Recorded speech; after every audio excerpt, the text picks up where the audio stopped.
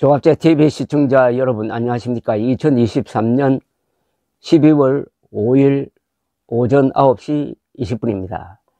어제 조선일보에 제가 인터뷰한 기사가 실렸습니다. 이준석 보수의 경쟁과 활기를 줄 사람이다. 젊었을 때 YS와 닮았다라는 제목이었습니다. 이 기사가 와글와글 했습니다. 어제 조선닷컴에 실린 기사 중에 조회수가 제일 많았습니다. 그리고 댓글 수는 약 2,000개였습니다. 최근 몇 달 사이에 가장 많은 댓글이 달린 기사로 기억이 됩니다. 그리고 찬반격돌이었습니다. 저는 오랫동안 기사를 쓰면서 박수만 받는 기사보다는 어제 그런 인터뷰처럼 쟁점이 되는 기사가 가치가 있다고 생각하는 사람입니다. 100% 찬성하는 기사보다는 50대 50이든지 6대 3이든지 해가지고 갈려가지고 토론을 유도하는 기사가 좋은 기사고, 그게 화제가 되고 쟁점이 되고 토론이 소재가 될 때 민주주의 국가가 활력을 갖게 된다. 어제 기사의 경우에는 보수가 말하자면 활기를 띠게 되고 보수끼리 경쟁하게 된다. 이게 저희 소신인데, 그런 점에서 어제 인터뷰 기사에 대해서 그런 자리를 마련해 준 조선일보 측에 감사하면서 제가 잘했다는 그런 생각이 듭니다. 물론 욕하는 사람들도 많죠. 그런데 그 댓글 반응을 쭉 보면서 제가 좀 정리를 해 드려야 되겠다는 생각이 들었습니다. 제가 보수가 위기라고 했습니다. 특히 반공보수가 막다른 골목에 처했다고 했습니다. 그리고 이준석이라는 젊은 야망이 있는, 그리고 실적이 있는 정치인이 나와서 반공보수가 아닌 공정과 자유를 강조하는 새로운 보수 세력의 희망을 본다면서 어쩌면은 이준석식 새로운 보수가 하나의 돌파구가 될지 모르겠다라고 이야기를 드렸습니다. 그리고 그 젊은 야망 있는, 그리고 실적이 있는 보수 지도자죠. 지도자가 보수를 버리지 않고 이 보수 진영에 남아서 보수 혁신을 외치고 있는 것은 보수로서는 참으로 축복으로 생각해야 된다는 게 저희 평소 소신입니다.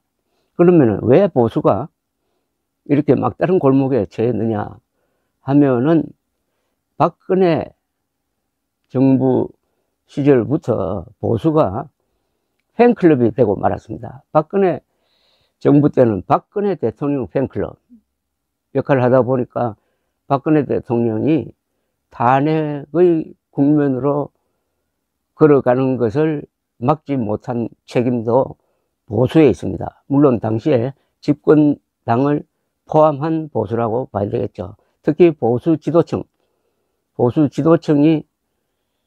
박근혜 팬클럽으로 전락해버렸다. 똑같은 패턴이 지금 윤석열 정부 와서 이루어지고 있습니다.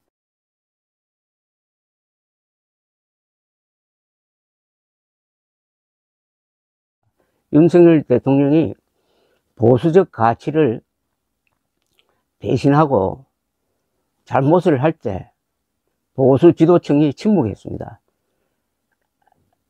청와대에서 나와가지고 광화문으로 지무실을 옮기겠다고 하더니 거기에 장소가 나오지 않으면은 다시 청와대로 들어가서 차분하게 계획을 하고 나와야 될 텐데 갑자기 국방부로 들어가겠다고 하면서 문제가 생겼습니다. 그리고 여론에 반하는 정책으로 그때부터 지지율이 떨어지기 시작했습니다. 그 결과 문재인 대통령이 취임할 때의 문재인 지지율보다 당선된 윤석열 지지율이 낮았습니다. 그리고 작년 여름 한 석 달 동안 계속된 이준석 대표 몰아내기 소동, 그 다음에 올 초에 있었던 김기현 대표 만들기 어떤 공작이라고 그럴까요? 이 3대 실수에 대해서 보수 지도층이 침묵을 했습니다. 팬클럽이 되어버린 거죠. 이 팬클럽이 되어버린 이 사람들이 어제 저를 비판하는 글을 집중적으로 올렸더라고요. 여기에 묘한 게 하나 겹칩니다. 그 이른바 보수 지도층 여론 형성하는 사람들이겠죠. 그런 사람들 중에는 4.15 부정선거 음모론자들이 많고, 음모론자들은 아니더라도 4.15 부정선거 음모론을 방치하고 방조하는 사람들이 많습니다. 이 두 개가 겹쳤습니다. 보수 지도층이 팬클럽이 되어버리고, 윤석열 팬클럽이 되어버리고, 동시에 음모론에 넘어갔습니다. 음모론에 침묵했습니다. 그러니까 음모론자가 되어버린 거예요. 팬클럽과 음모론자를 겸하게 되었습니다. 이게 바로 반공보수의 몰락을 재촉하지 않을까 하는 생각이 드는 것입니다. 그러나 이준석 전 대표의 가치는 뭐냐?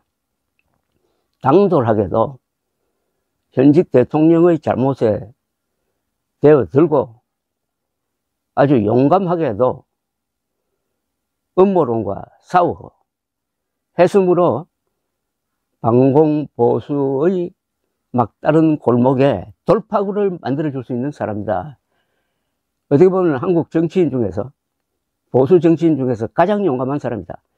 현존 최고 권력 그리고 선동된 언론과 싸운 그 유일한 사람이다. 용감한 사람이다. 그래서 제가 젊었을 때 YS를 닮았다는 표현을 쓴 것입니다. 바로 이 점입니다. 한국 보수의 위기는 팬클럽 플러스 음모론이라는 사실입니다. 팬클럽도 문제인데다가 음모론자가 되어버렸다 이겁니다. 근데 윤석열 대통령이 본인은 아마 부정선거 음모론을 믿지 않겠죠. 그러니까 사전투표하자고 강조했던 것 아니겠습니까? 그러나 음모론자들을 좋아하는 것은 확실합니다. 음모론자 또는 음모론을 편드는 사람들을 좋아하는 이유가 있습니다. 바로 이들이 윤석열 골수 지지층이기 때문입니다. 윤석열 고정 지지층이 부정선거 음모론자들이고, 이들이 윤석열 대통령 지지자로 바뀌었으므로 윤석열 대통령은 결국 음모론자들을 좋아한다. 팬클럽 플러스 음모론자들을 좋아한다. 그러니까 궤도 수정이 되지 않는다. 강서 구청장 보궐선거에 공천을 잘못하는 게 확실한데 이거 안 된다고 하는 사람이 주변에 없다. 팬클럽밖에 없는데 무슨 안 된다고 하는 사람이 있겠어요. 그리고 부산 엑스포, 이거는 절대적으로 분리하자는 게 실무자들의 공통된 의견인데 대통령이 앞장서서 밀어붙이니까 안 된다는 사람이 없다. 아니, 윤석열 팬이 안 된다고 하겠습니까? 팬은 절대 안 된다고 하지 않습니다. 당신 잘못했으라고 하지 않습니다. 이런 식으로 총선까지 가면은 총선에서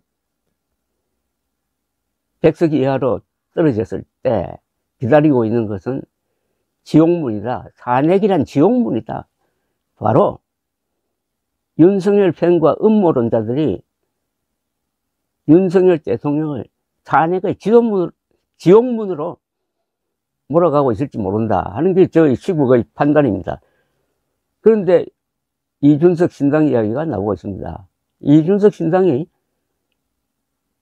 이런 보수의 구명적 역할을 할지 모르겠다.